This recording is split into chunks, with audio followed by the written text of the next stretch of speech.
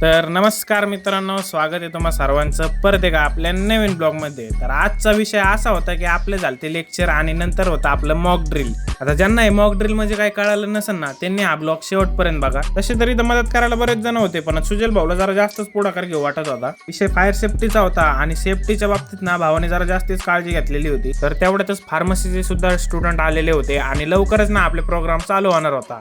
तर आमच्या इथले काही असे हुशार विद्यार्थी होते जे असे बॅनर धरून उभा होते आणि हा कार्यक्रम ना कॉलेजने खास आमच्यासाठी भरवलेला होता. पहिल्या ह्याच्यात आम्हाला सांगितलं की थोडी आग असताना वल्ल्या कपड्यांनी तिला कशी विझवायची होती ते दाखवली होती आणि लवकरच ना काही फार्मसीच्या स्टुडंटनी पण ते करून दाखवलं.